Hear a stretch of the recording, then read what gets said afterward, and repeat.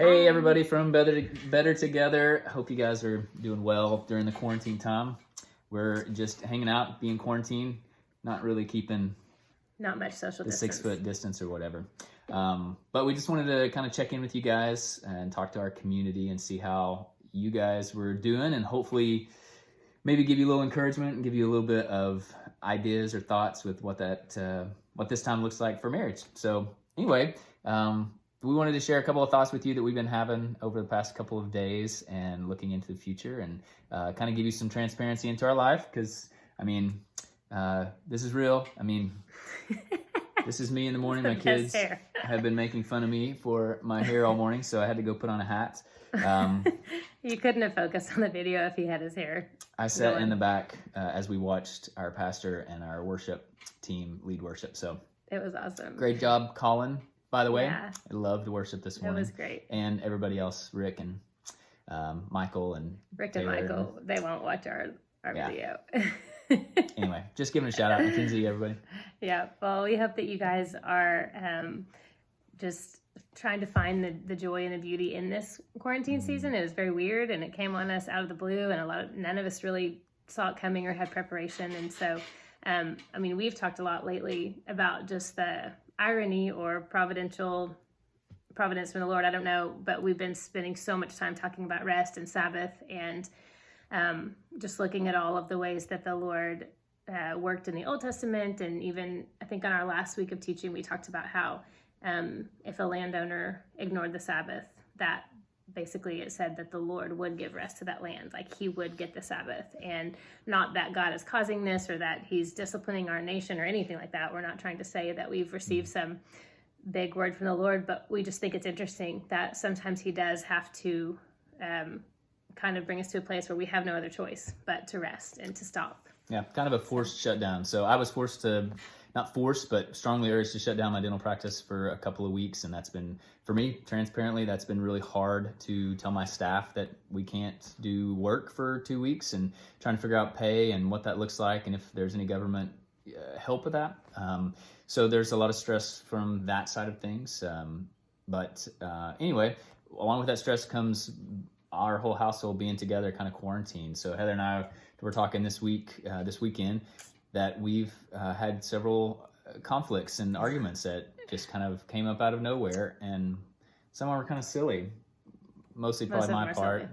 But anyway, we had to come together and talk about and resolve that conflict quickly. So as you guys are quarantined and in close quarters that you may not normally experience, our hope is that you would hurry to resolve conflict, and that when there is an argument or something going on, that you would apologize quickly, that you come to a resolution. And I think one thing that Heather and I have said several times is, I'm sorry for fighting about this. Let's come to a good resolve.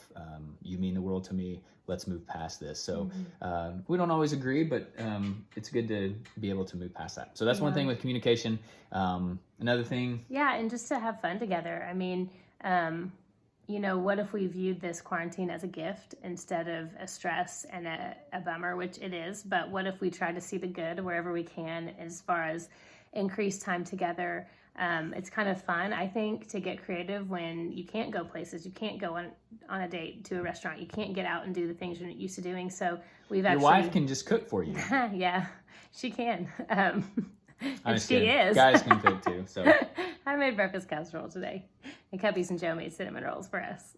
But we created a little quarantine camp family list with just ideas for our kids and just things to keep us going and keep our brains engaged. Maybe read a book, memorize Joshua 1:9, like Pastor Rick has talked about with our church.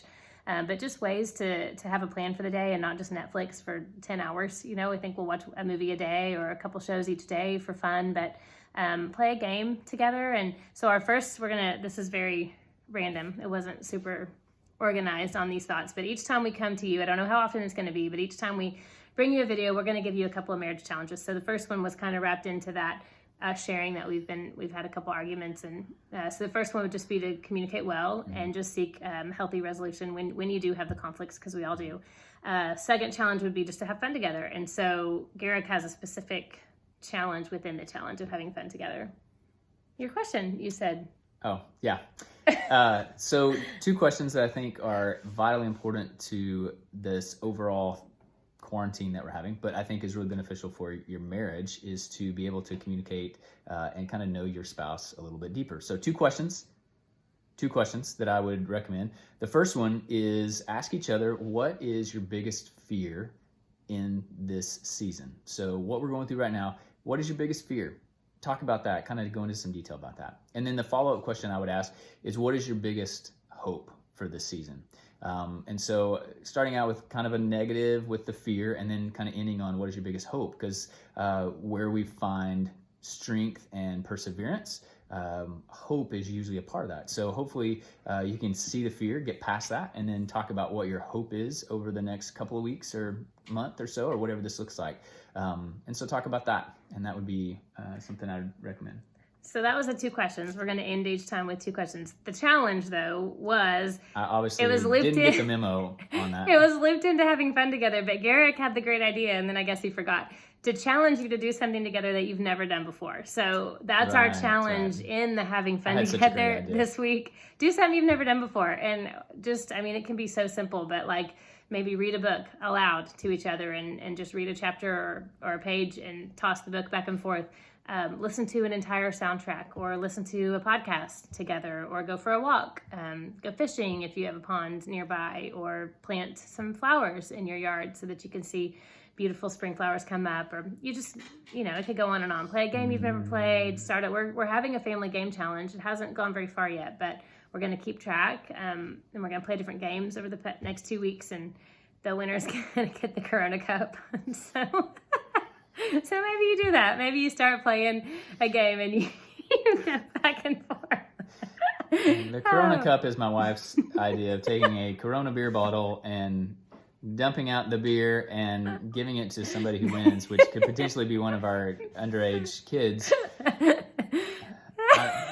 don't know. It's awesome. This is quarantine Heather. I don't know what Quarantine Heather is fun. Vacation Heather is also fun. Which is kind of quarantine Heather. Anyhow, Are we the Corona editing? Cup is going to be great. We're not editing, so here you go. Better together. Straight from our home to yours. We love y'all. We miss y'all. This has been too long. 7 minutes and a half. Sorry. We love you guys. Feel free to comment. Let us know what you're doing. Give us tips. Let us know how marriage is going. So, anyway. We love y'all. Bye. Bye.